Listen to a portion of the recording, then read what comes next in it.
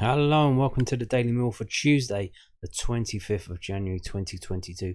Today's Millwall news, we have this from Gary Rowett. This is not going to shock or surprise you, but Millwall boss makes transfer admission over Sheffield United attacker. This is from londonnewsonline.co.uk. Millwall manager Gary Rowett has revealed just how long-term a transfer target Oli Burke had been after he finally landed the Scottish international last week. The 24-year-old has signed on loan from Sheffield United, made his debut as a substitute in Saturday's 1-0 loss at Blackpool. Rowett told the South London Press, "I would probably say at my last 4 clubs I've tried to bring him in. His agent Craig, I feel I know him really well because I've spoken to him that many times. We felt he would suit my philosophy and the way I want to play. He brings incredible pace and acceleration. He's actually a really good footballer technically as well. The reason why we've got him this time is because he's not quite found those ingredients to get that consistency at clubs. There are certain things that have gone against him, such as managerial changes and different philosophies. When you come in under such a big price tag, that brings its own pressure. This is good timing. He's still a young lad because we've wanted to sign him for so long. He's got that confidence that we all know about him. We know how he needs to play and how we need to try and get the best out of him. We can do all that, but Oli knows that he needs to do the rest. You've got to make it happen. Make that next step in your career a positive one. We'll do all we can to make sure it is. I'm really excited to work with him. At times we need to invigorate players because that's the market we're in. But you saw little bits on Saturday in a difficult game where we didn't perform well enough, how bright it was and how keen he was to do well. I've got no doubts he's going to be a terrific signing for us. I told him we'll give you a platform that suits your style of play. If we can get more out of him in that last little period, he's going to be a great little addition to what we're trying to do. We've been crying out at times for that explosive pace that can get us up the pitch. Along with Jed Wallace, when he's fit and Benicophobe, we've got some really good forward options. It might give us a little opportunity to try 1 or 2 things out as well. This division is all about the strength of your forwards at times, and as we've seen in recent weeks, it has been difficult to attack games as much as we'd like because of the injuries we've had. He comes with a freshness about him. It will give everyone a boost. Now, totally and utterly not a surprise that Gary Rowett has been trying to sign this player for probably since he's seen him.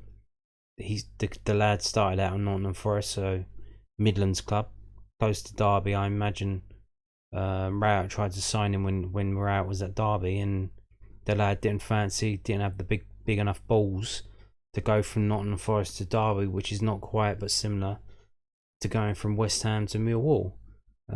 So Kel surprised. Rowett signed a player that he's known for a while and wanted to sign for a while wherever he's been, and it's finally happened, and here we go. Another one of Rowett's chosen ones. A Midlands player that he knows, or he knows his agent, and it's all very ancestral. It is indeed.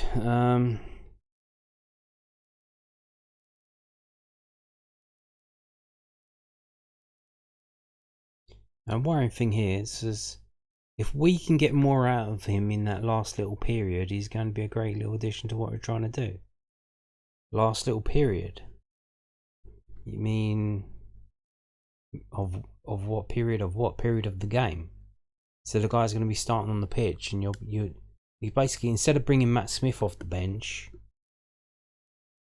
to actually win the ball further up the pitch, and then other players can get in and get the secondary balls, it seems we're gonna be just hitting it long to this guy to run on to behind. But if we're already losing, which what happened to Blackpool, teams can just sit back. They can sit back and play deep. Then where's the space for this guy to run in behind? It isn't there. that's exactly what the Sheffield United fans said. I showed you an opinion piece from a Sheffield United fan the day that he transferred over to us, and he said in the Premier League it was good because Sheffield United were playing deeper and other teams were playing more forward, and they could hit it long over the back, and he could run onto it. But in the Championship, where teams play deeper because the defenders probably don't have that much pace, or it's a more aerial division, he can't get in behind the teams. So Gary Rowett, expecting him to come, sounds like he's the new off the bench option for when we're losing after we tried to defend for 75 minutes. And if we're losing to a team, they'll just defend. They'll all drop deeper. They'll play one up front. They'll do 2 banks of 4. Park the bus. How is he going to run in behind them then? He's not. That's where you need a tank. You need a tall tank like Matt Smith. Now, maybe someone like Matt Smith, but who's actually a bit faster. Is that Jordan Hegel? I don't know. Hugel? I don't know. Is it Uche Pizu? Probably not. But this fast player, who it sounds like Gary Rowett's trying to play him off the bench as a super sub. That's his plan. That's his plan. That sounds like a fucking shit plan to me. But we'll see. We've got West Brom at home on Saturday.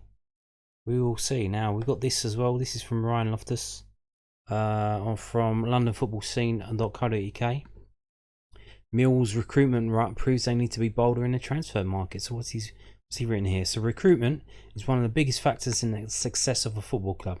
The right signing can get bums on seats, catapult the side up the table, and ultimately generate much needed cash. However, in a world of analytics and overseas signings, Millwall seems stuck in a recruitment rut, flicking through a dwindling contact book to see who is available on their COVID impacted budget. Exactly. If Rowett only signs players that he's heard of or worked with before, that's a limited bunch of people, isn't it? It's not, yeah. It's no secret that Millwall are well down the Championship rich list, operating on a small budget compared to most sides in the league, many of whom have benefited from Premier League parachute payments. However, in recent seasons, the likes of Barnsley, Luton and Coventry have shown that smart recruitment can overcome financial handicaps. The idea of those clubs is to buy young players from lower league sides or release from Premier League academies, develop them and sell them for a profit. The gold standard is Brentford, whose transfer model helped fund the development of a new stadium and gain them promotion to the Premier League. Millwall, on the other hand, seem to have fallen into a habit of signing the experienced pro who can do a job. These players may plug a gap for a season or two, but in the end have little to no resale value and end up costing the club a transfer fee and a wage with a little return. Of the 6 permanent signings under Gary Rowett so far, only Mason Bennett was under the age of 25. Of all 12 signings, 7 had either played for the club before or under Rowett previously. Michael Keftenbeld is arguably the best example in the current squad. A high earner signed for a fee at the age of 30 and will subsequently leave when his contract expires, having barely made a dent in the minds of Millwall fans. However, this isn't a problem that started under Rowett. In the summer of 2019, Millwall needed a squad rebuild under Neil Harris, and the club backed the manager. Conor Mahoney, John Daddy Bodvarsson, Matt Smith, Bartosz Białkowski and Jason McCarthy were all brought in for decent fees, but in hindsight, with the exception of Białkowski, this spending spree has been disastrous for the club. Matt Smith and Bodvarsson both had no resale value and have now left the club during the transfer window after having their contracts terminated. Mahoney signed at 22 looked promising, but since Harris left, has increasingly dropped down the pecking order and, coupled with persistent injury problems, looks likely to leave on a free in the summer despite costing over £1 million. Meanwhile, McCarthy would be back at Wycombe by January 2020, with the club making their money back. Millwall now find themselves with the second oldest squad in the league, with an average age of 27.3. That is alarming. I did not know that. Second oldest squad in the league. in dire need of refreshment and injection of youth, either from within the academy or through recruitment. Luckily for the Lions, there seems to be a number of prospects on the verge of breaking through. Isaac Loffey, Tyler Burry, Alex Mitchell and Hayden Muller could all join Danny McNamara and Billy Mitchell as graduates in the first team. However, bringing players in is only half of the battle. The trick is knowing when and how to move players on to maximise profit. The sale of George Saville is the only significant transfer fee Millwall have received since selling Steve Morrison in 2011. The $7 million was reinvested in Tom Bradshaw, Ryan Lennon and Murray Wallace, who were all around 25 or 26 when signed, and all three continue to be key members of the squad. With recruitment like that, you can afford the odd Jerry Scalak. Yeah, what a bargain Murray Wallace has turned out to be, huh? He might not be the best, but this is the kind of Millwall player. Someone who isn't the best, but we get the best out of them. And how do you recruit that? Player sales are vital for keeping the club's coffers full, and selling at the right time is crucial. Otherwise, you end up with a situation similar to Jed Wallace's current one. Millwall are set to lose their prize asset for next to nothing, when 18 months ago the club possibly could have received a record fee. Selling your best players will never be popular, but with the smart recruitment, there will always be another success story around the corner. Perhaps Millwall should have cashed in on Jake Cooper, Marlon Romeo and Jed Wallace a season or so ago and backed themselves to reinvest and progress. Rather than signing one 28-year-old for $1 million, maybe sign 2 or 3 21-year-olds for the same price with the right scouting in place. One of them could go on to make money back and more. Recruiting players is never an easy task, and not every signing is like to be a winner. Some players will be hit by injuries or fail to settle, while others may move on with little impact. Nevertheless, the club needs to start being bolder in the market, taking more gambles to reap better rewards. Not only that, instead of just trying to sign a player and having them come to this club, which is pretty idiosyncratic club, we're not like other clubs, and that's a lot of teams say that, but we really are not. If you have a player who has shown proof of concept that they can perform and are very good at Millwall Football Club, instead of trying to spend the money signing someone to replace them, just give them more money in their contract offer. And I'm talking about Jed Wallace here.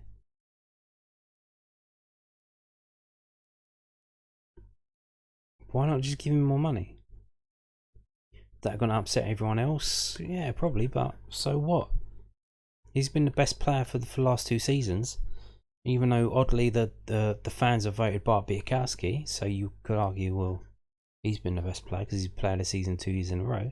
But Jed Wallace is getting the goals, and he's making things happen, especially at the start of this season. The game against Blackpool at home, things like that. But yeah, would just I think Rowett would rather spend the money. And who's he going to sign? Well, let's see who he managed before. He's going to sign them. A very small club of people, which is absolutely absurd.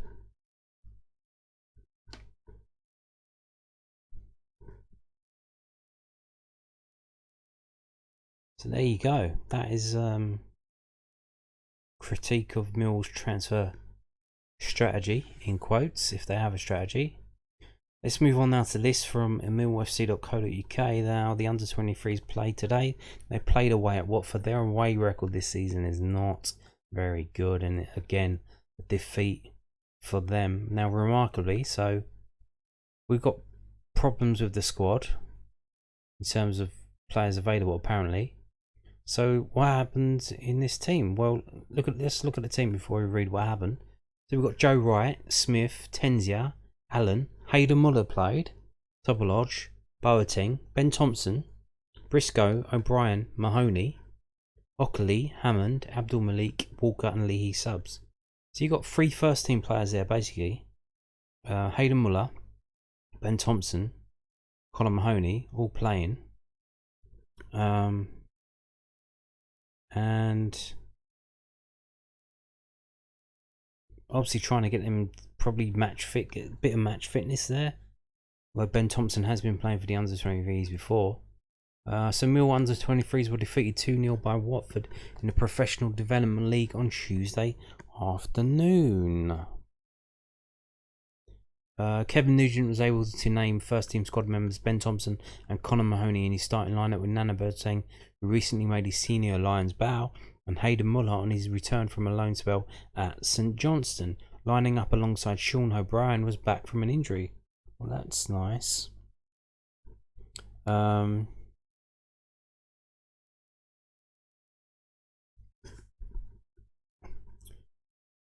The Lions had a chance to take the lead from the penalty spot midway through the second half, but Tyrese Briscoe's kick was tipped onto the post by the goalkeeper. That proved to be a pivotal moment as Shaq Ford struck twice late on to give the Hornets all 3 points. Connor Mahoney played 60 minutes at University College of London. Next up for Millwall under-23s is a trip to Swansea City on Tuesday the 1st of February. So I imagine that will be a pretty young team, because the first team's got a game on that day as well. So I imagine players like Ben Thompson, Hayden Muller, Mahoney won't be available for them. But I was following the game live. There wasn't much information going on, but the first, basically, once Connor Mahoney got subbed off, then I think it kind of all fell apart. Seemingly, once he got subbed for 60 minutes, and then about 10 minutes later, we had the situation where we had the penalty, and then we had the 2 goals for that they scored. So that is disappointing, but I didn't watch the game because it wasn't broadcast, so don't really know what happened.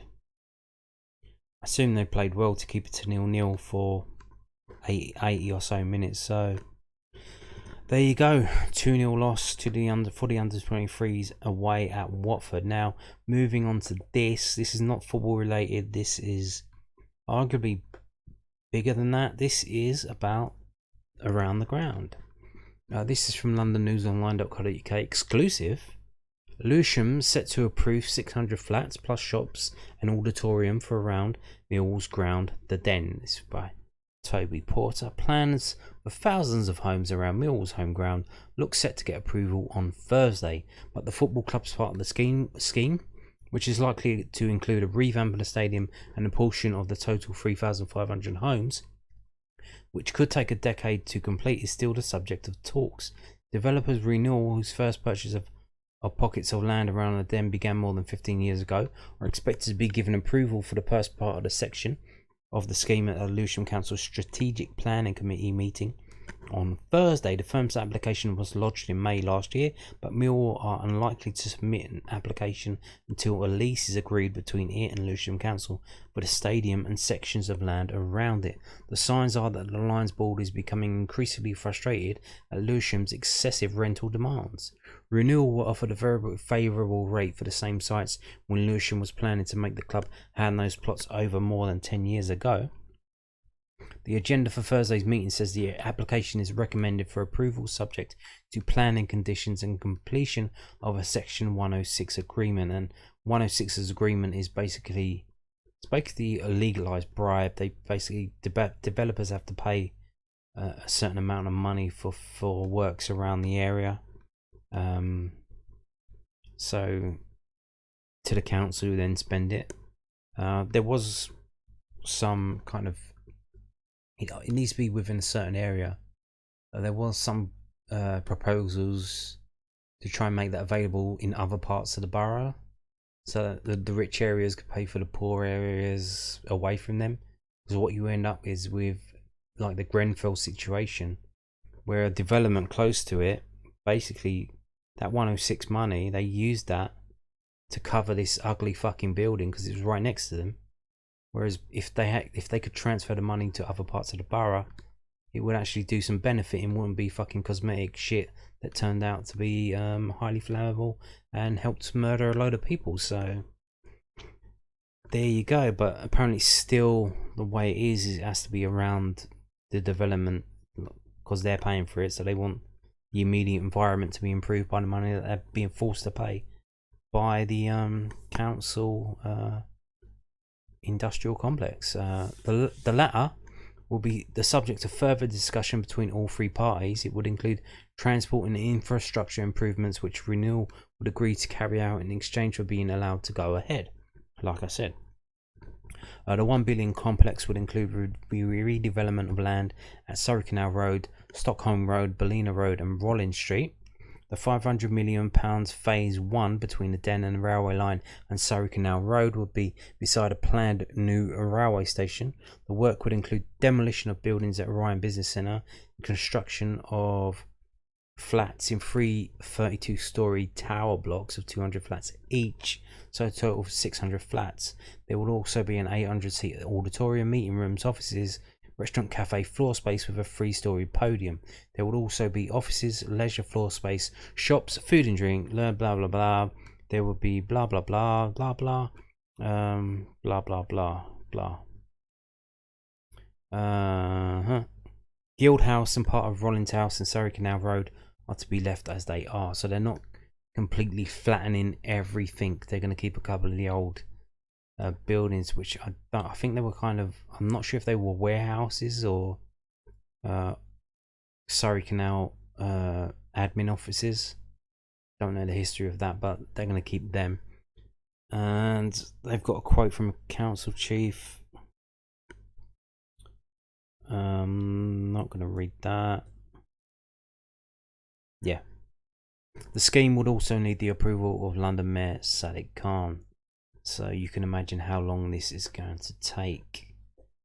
And that planning meeting is on Thursday at 7:30, and you think you could be watching it live if you go onto this website, the Lewisham Council website. Go to webcast, or search for council meetings online. The actual web address is in the top right hand search bar, lewisham.public-i.tv, and then you can look at what's happening there. It's on Thursday at 7:30 p.m. I believe. And here you go. This is the massive, I think like 400-page document that they've published. I've just brought it up. You can go onto the if you go to the council meeting, go to Lewisham website, go to council meetings, go down to Thursday, click on strategic planning committee, click on that, and there are some PDFs that you can download, and I've just downloaded it, and I've control F, search for it, mentioned Millwall, and Millwall's comment here. So this is, they put out the planning application before of the whole thing that's been improved. Now they're just doing specifics about phase 1, and here Millwall have got a neutral comment, and it says Mill FC's overriding comment is one of support for the principle of what Renewal was seeking to achieve for its proposed development. As part of the pre-application process, Renewal's appointed architects SEW have consulted with MFC's appointed architects AFL to seek to ensure that Renewal's scheme does not prejudice future expansion of the stadium. The proposals are submitted largely reflect the outcome of the working relationship and are a significant improvement by comparison with Renewal's original consented scheme. There are, however, amendments that are required to the planning application to ensure that the key spatial objectives of the development plan, emerging development plan and Surrey Canal Triangle framework are met. So there you go.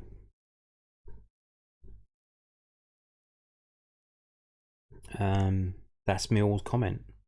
Basically, they're saying they told their architects about what happens.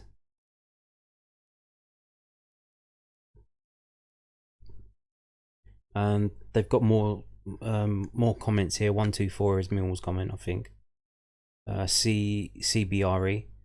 The planning statement is silent on the wider development capacity of the site allocation CBRE on behalf of MFC have previously written to London Borough Lewisham regarding the Regulation 18 version of the new Lewisham local plan on the importance of enabling development to unlock the redevelopment of the stadium.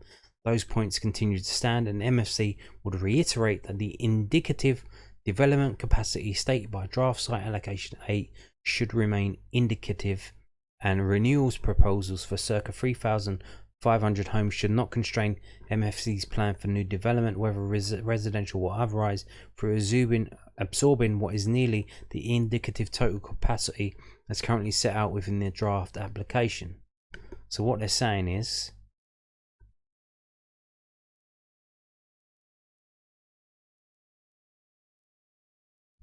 they're going to build a certain amount of homes there. And Millwall was saying, oh, well, hang on, we might want to be building homes here, which I don't understand. You're going to build homes on the car park. Who would want to live? Well, maybe it wouldn't be that bad. If you're a Millwall fan, who wouldn't want to live in Millwall's car park? But so Millwall was saying, well, the council have said they want a certain amount of homes in this area. And Renewal have said, yeah, fuck it, we'll do all them. And Millwall was saying, whoa, hang on. We might want to build some homes here, so chill your fucking jets. And if they build all the homes that Lewisham want, then what happens then? When Millwall finally get around to submitting their plan of permission, if they've got residential in it, Lewisham Council can say to them, no, that's too many homes in the area. We've already got the amount of homes that we agreed to build. Renewal have done it, so we're going to reject your scheme. So that's what they're saying there, and I think this is another. Millwall got loads of comments here. The scheme as submitted by Renewal in terms of the height and distribution of towers is only acceptable and compatible with a compatible scale of development being allowed on the stadium land to ensure a coherent master plan. The development of stadium land is important for enabling development, but is also a component of the wider master plan and achieving a cohesive scheme, not least the public realm works that will take place on the MFC land that will serve as an important design function in tying the wider master plan together. The development that will be brought forward on the MFC land will need to be deliverable in order to ensure that Renewal's proposals and the ambitions of the wider master plan are fully realised. So what they're saying there is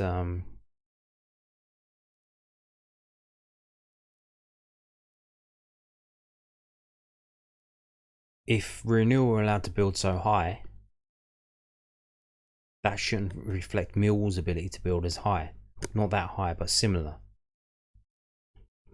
The relationship between proposed phase 4, so that's further down, and MFC Stadium, which appears uncomfortably close to the expanded South Stand as envisaged by Millwall FC, and could have the unintended consequence of compromising signal accessibility to the OB area. Specifically, AFC suggests that Tower 4E should be removed or reduced in scale from that proposed in the submitted parameter plan.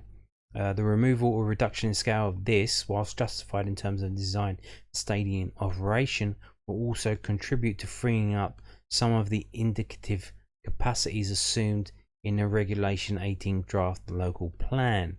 So Millwall objecting to I think that's Stockholm Road situation where the Hillsong Church is currently, where the lad got stabbed to death in the illegal rave over the summer.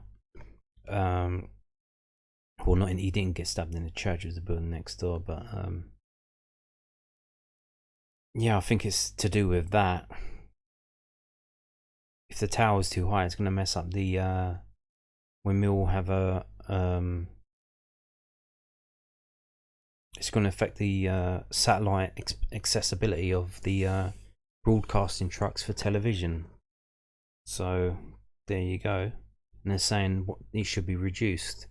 Overshadowing to the MFC pitch during the winter months, the traditional football season, which can have a detrimental effect of grass growth.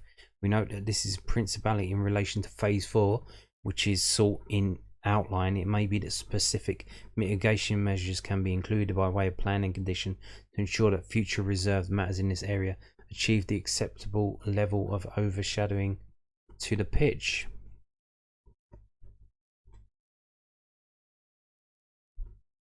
Okay, so they don't want the towers to cast a shadow on the pitch.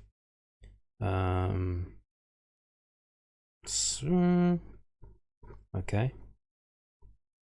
The relationship between proposed phase 5 to the west of Bellina Gardens, where 4 towers sit above a 2-story plinth, this has a potentially overpowering impact on the northern tip of MFC land unless a balancing mass of development on the MFC side of the road can be appropriately integrated into the master plan as a whole. So what is it? How does that mean? So the tower is going to be overpowering Millwall's land unless Millwall can build something as big. Does that make sense? So it says, oh well, your tower block's going to be overshadowing our land, so we need to build our own tower block next to it so it doesn't look weird. That seems a bit stupid to me. As currently submitted, Renewal's planning application poses a significant risk of diluting MFC's ability to pursue its own enabling development works to subsidise and release the capital required to deliver the stadium works and associated development. MFC requires enabling development to fund the proposed works.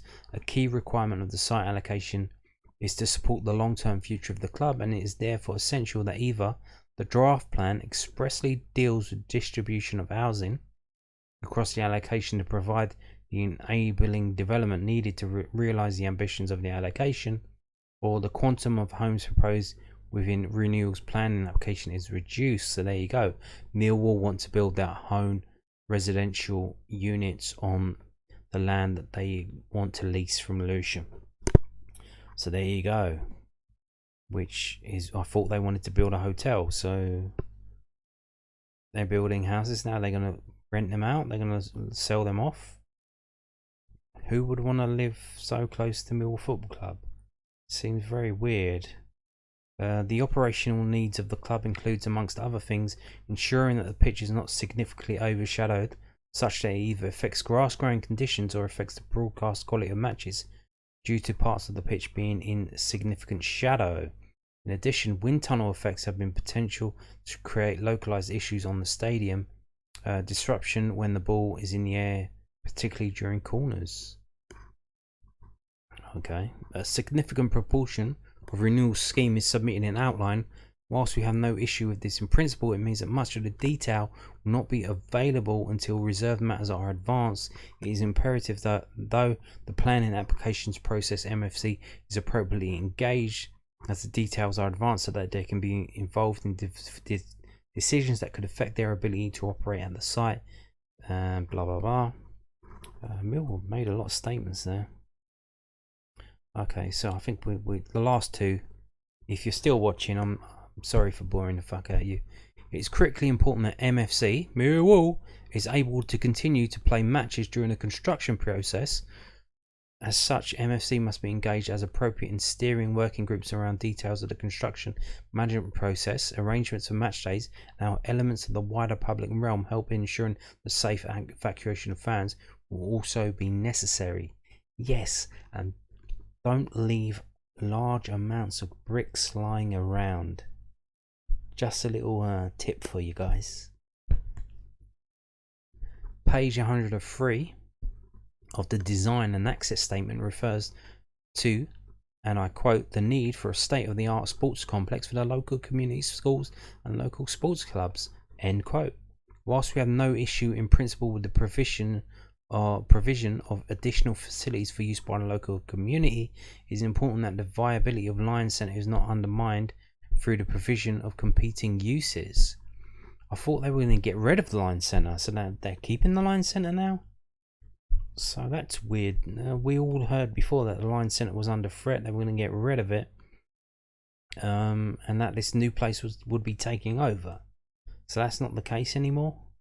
Very interesting. Now I was under the situation that Millwall actually wanted to get rid of the Lions Centre because they wanted to build, which we now probably know, one of these residential towers that they want to build, and then they would just operate out of the new one that's being built. But apparently that's not the case. They're saying, so you can have, I don't know what the Lions Centre does. Well, I suppose they don't want them to do what we're already doing, so, which they do seem to mention basketball and shit like that. So I think that's the end of the quotes from Millwall FC. So a whole lot of issues they've got there, some interesting things that we didn't really know before, and you can see all this if you want. Like I said, I'll leave a little link in the comments underneath if you're that bored. Now we're going to go to this. This is also one of the PDFs that's on the thing. This is 54 pages. This is like a little presentation for them, but here's a thing. This presentation forms no part of a planning application, and is for information only. So basically, propaganda. This is propaganda. It's not. You can't really believe it because you have to believe what's written down in a planning application. But here you go. So phase 1 is in the orange there. There's some pictures there. Yeah, well, we all know what it looks like. We've been down there before. Yeah. I've got all this shit. And here's basically where the highest buildings will be. The darker ones, darker it is, the higher it'll be. Which so that's to the northwest.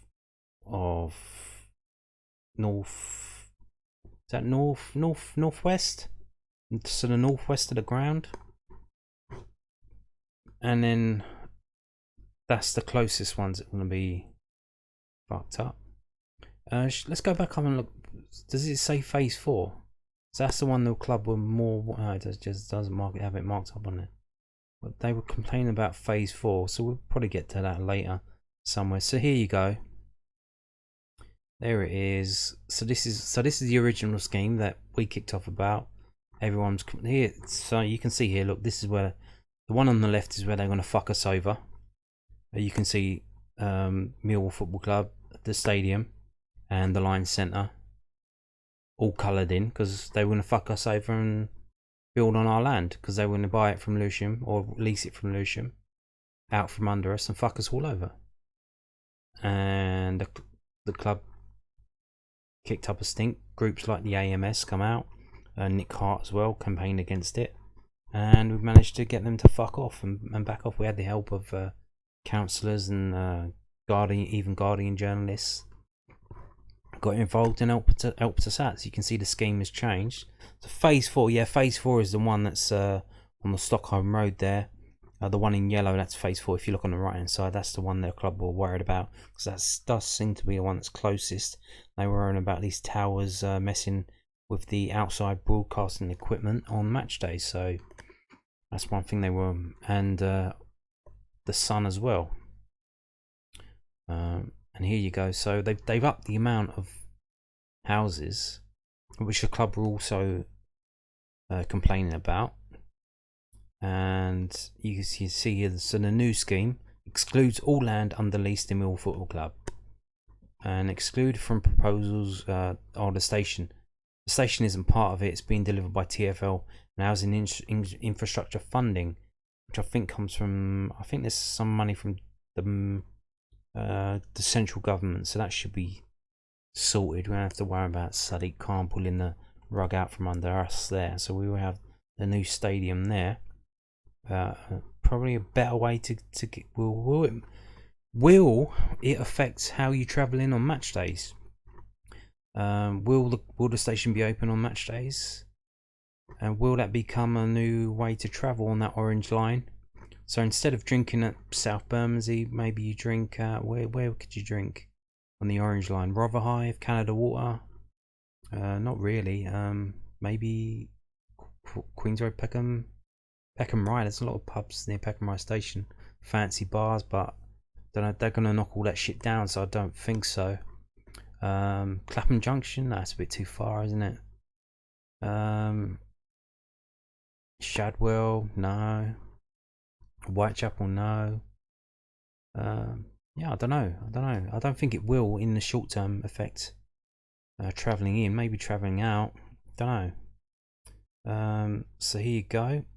Here's a fancy picture. Of course, remember, this is propaganda. It's not actually happening here. And also as well, if you don't know, if you see this brown building here, they're already building. If you haven't been down the Alderton Road lately, they're already building flats down Alderton Road, quite large flats. And that brown building there in the middle left is one that's gone up recently, and there's others that they're building now further down to near where the Canterbury was. So watch out for that as well. See, yeah, here's a better picture. Phase 1 is the one that they're doing now. This is what they're planning the meetings for. Phase 4 is the one that Millwall were complaining about the most. Here's the buildings that I think they wanted to keep. The two in green. Everything else they're just going to smash the fuck out of. Seems kind of weird. I don't know why they're doing that. Probably just have some kind of connection to the past. I don't know.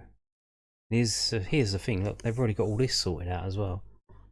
The fucking one-way streets and parking bays. Of course, not a lot of parking, because even though they're building 3,000 fucking houses, they're not going to have 3,000 car parking spaces, because they want all the plebs to be cycling, and the plebs seem to not want to be cycling. That's why you see the rise of the electric scooter. And maybe in the future, when this is built, we will have electric scooter will be all over the shop. Now you can see how tall these are. Fucking hell. No wonder the club's worried about phase 4. Look how tall they are. Now they're greyed out, so they're obviously not set in stone. We'll want them knocked down a bit. Probably the towers on the right there, which are labelled what, 30, 25, 35, 44. Maybe knock them down a bit, but fucking how many fucking hats? This is just gigantic changes coming to Millwall Football Club now. But you can see phase 1 is the numbers are the stories, how tall they are. I think that's how many floors they're gonna have. Fucking hell, 44 floors for that round one. It looks like a toilet roll. That's gonna be fucking ginormous, isn't it? And the one there, fuck. Oh no! Look, the Millwall Cafe. They're getting rid of the Millwall Cafe, and they're gonna build a 43 tall fucking tower block there. Holy shit!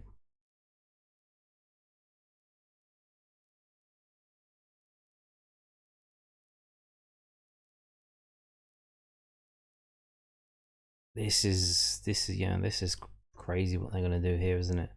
So this is the view. Jesus, yeah, look how tall these are. This is insane. This is absolutely insane. Now this is looking back from the backhand side. This isn't from the Alderton Road side. This is from behind. You can tell because the waste transfer plant is on the left there. That's from looking at it from the Deptford end. Yeah, obviously they've got to be green, haven't they? It's all this bullshit. They're going to plant a few trees and that makes it green. They've also put the mill pitch as part of the greenery. It's fucking hilarious. And they're going to completely fuck with the Bridge House Meadows, which is basically just a wild area now, and they're just going to completely fucking put a fucking human stamp on it. Of course, because this is basically going to be a garden for the thousands of people that are going to live there now in their tiny little boxes, and this is going to be their garden, and they're going to completely fuck around with it. What's this here? Yeah, scroll down. Yeah, there's a CGI there. Look, everyone's cycling, and there's a bus. There's a new bus route. And doesn't that look great? So there's a new station. There's a new bus route that's going to go around, loop inside, and then come back out. So that bus route, wherever that goes, that might be decent. I don't know. It's just a single decker though. no double decker, so that might be a bit of a shit one. You can see, so you look at a photo there and then you look there. That's what they're going to be doing there. The bridge is there in the artist thing. Yeah, and notice, do you see there any annoying kids with skateboards? Because hopefully that they put up a situation where those little fucking bastards don't come around skateboarding, because that is really fucking annoying.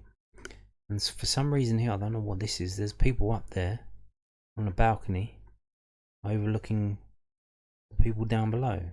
But this looks like a really old building. I don't know what this is. Is this the one that's still there now?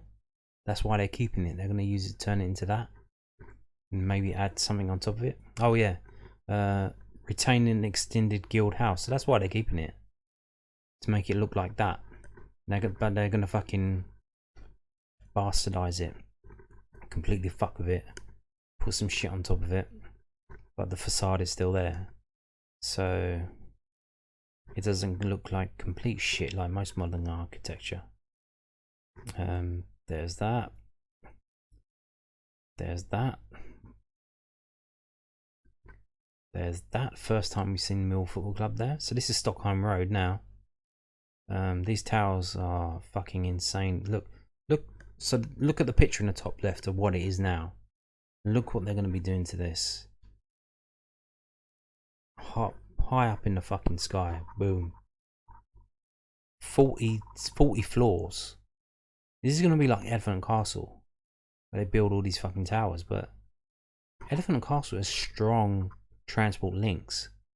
They ain't building shit. All they're going to do is they're going to build that overground station, but have you ever tried to get that's overground in the morning? It's already fucking Ramo. And they're going to have one bus route.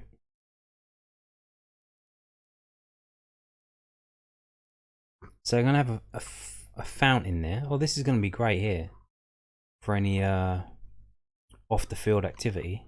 Oh, and they're calling it Stadium Square. Where the fuck is this going to be, by the way? Do we know?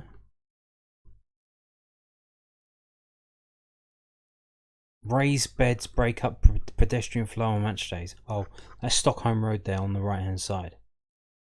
So this is between Millwall and oh, so Surrey Canal Road is on the left, Stockholm Road is on the right, so you'll be able to walk through.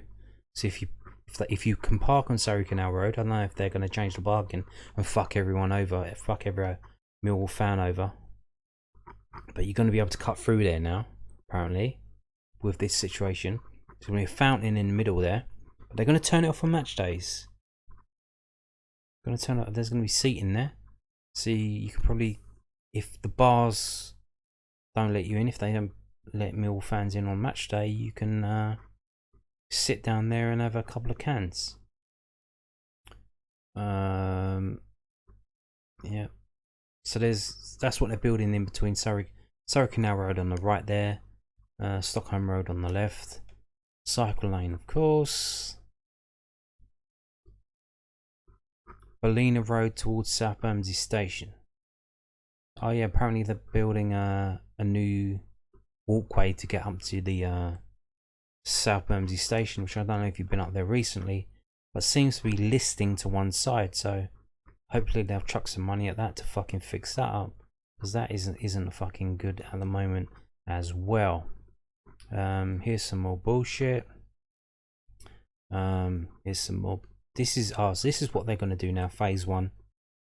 The 3 towers, A, B and C. The big auditorium for what? I don't know. They did add something to the Canada Water Library. So is this, what are they doing here? Putting on radical leftist theatre groups or some shit like that. So this is the phase 1, what we're looking at now. These towers with the red exoskeleton.